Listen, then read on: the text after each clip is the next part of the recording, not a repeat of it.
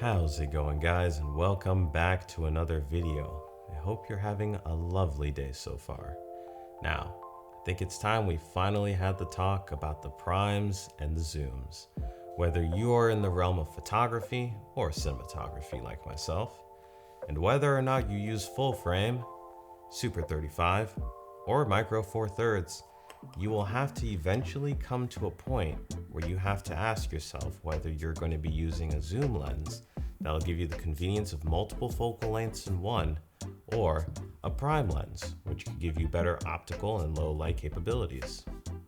In this video, I'm going to be talking about 5 reasons why I think prime lenses are superior to zooms.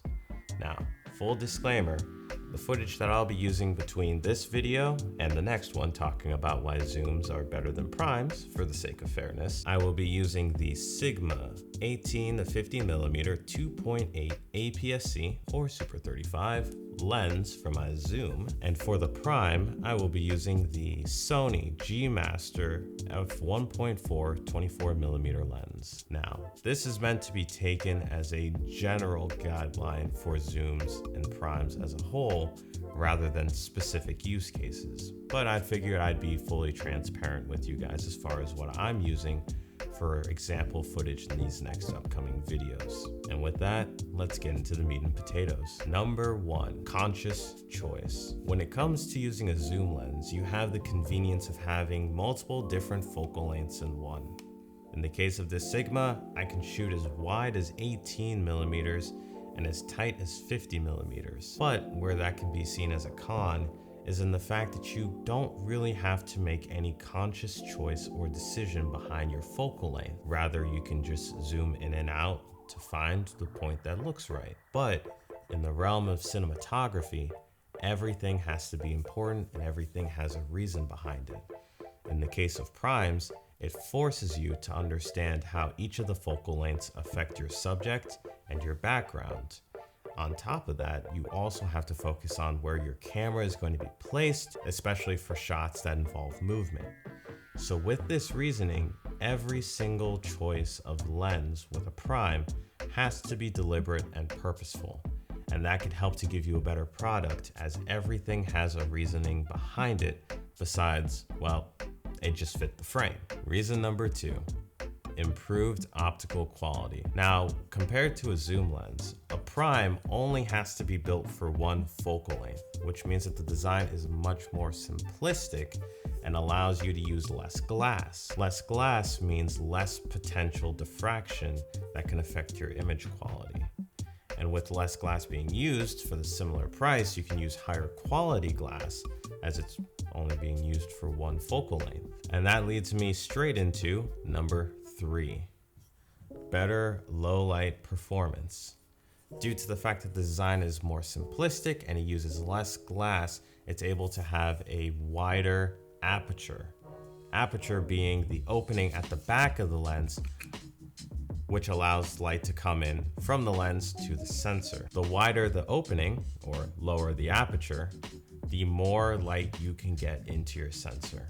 And low light performance is very important in a lot of different fields of cinematography, whether it's running and gunning documentary or purposely planned low light scenes. And with most primes, they can start at f1.8 and go as low as f1.4, 1.2, 1.0, or 0.95. Now, there are some lenses that go even lower than that, such as f0.75, but they're usually very, very expensive, very large, or borderline impractical to use. Meanwhile, most zooms can start at f4 and go down to f3, or in cases like the Sigma and other Sony zoom lenses like the 24 to 70 and 70 to 200 G Master variants, it can go as low as f2.8. Now, don't get me wrong, bokeh and low light performance isn't everything when it comes to a lens. Clearly, if you have f0.95, good luck trying to focus if it's a manual lens. But at the same time, if you have an f4 lens and you're in a low light environment, you're going to have a tougher time compared to someone that has an f1.8, for example.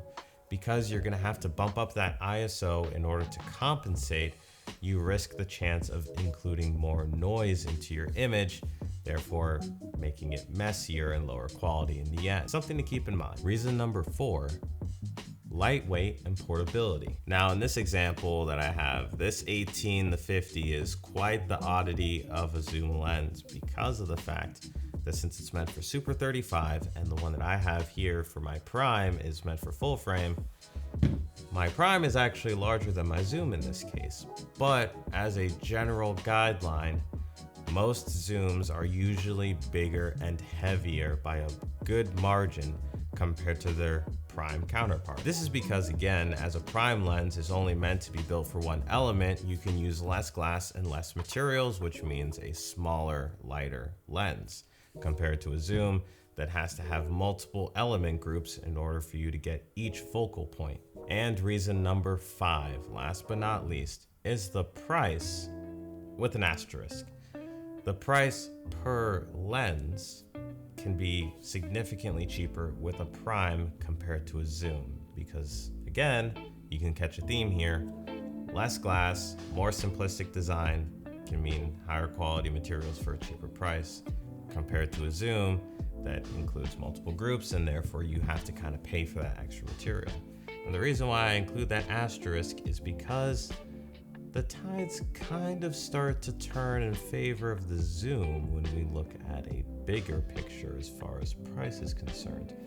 But if you want to get that side, stay tuned for the next video where I go over 5 reasons why zoom lenses are better than primes.